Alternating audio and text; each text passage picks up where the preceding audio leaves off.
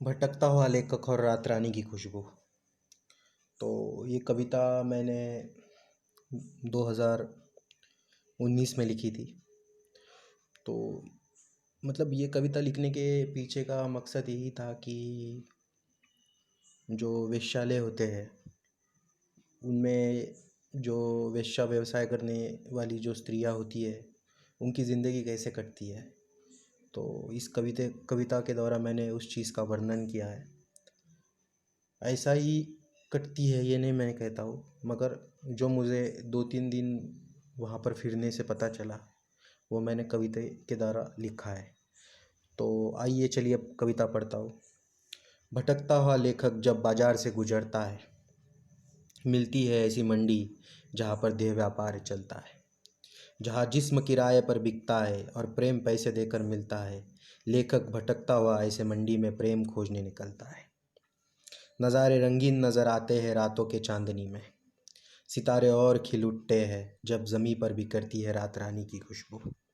इसको पाकर न जाने कितने भंवरे रातों में जुगनू की तरह चमकते हैं। वहाँ भटकता हुआ लेखक प्रेम खोजने निकलता है। रात रानी की संज्ञा मैंने उन देह व्यापार करने वाली स्त्रियों को दी है, और भंवरे की संज्ञा जो देह का भोग लेते हैं कुछ रुपयों देकर। तो ऐसे लोगों को मैंने भंवरे की संज्ञा दी है। तो आइए चलिए कविता आगे पढ़ते हैं।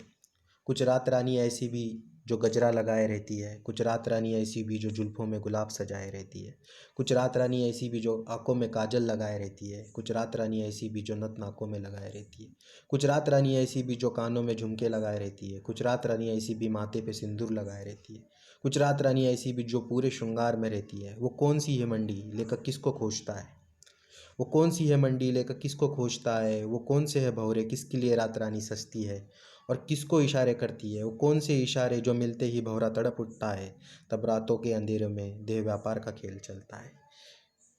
जहाँ रात रानी अपने पूरे शबाब में रहती है और अपनी जवानी की खुशबू दूर दूर तक बिखेरती है, वहाँ रात रानी की खुशबू पाने के लिए लड़ते हैं भंवरे, और पहले मैं या तू करते हैं भंवरे।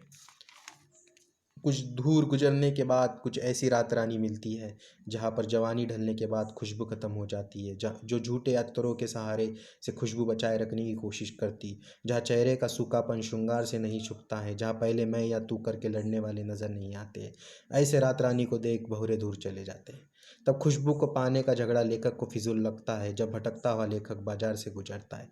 मिलती है ऐसी मंडी जहाँ पर पंडित झूठे बर्तनों में खाता है, व्यापारी दलाल बनता है। ना जाने कितने भंवरे लड़ मरते हैं, ना जाने कितनी बार श्रृंगार होता है, ना जाने कितनी बार नत उतरती है, ना जाने कितनी बार रात रानी झूठे अत्तरों की खुशबू बिखेरती है, न जाने कितने बार बेचा हुआ जिस्म फिर बिकता है। ये देख कर लेखक खुद से सवाल पूछता है, क्या ऐसी मंडियों में सच में प्रेम बिकता है, क्या ऐसी मंडियों में सच में प्रेम मिलता है। धन्यवाद।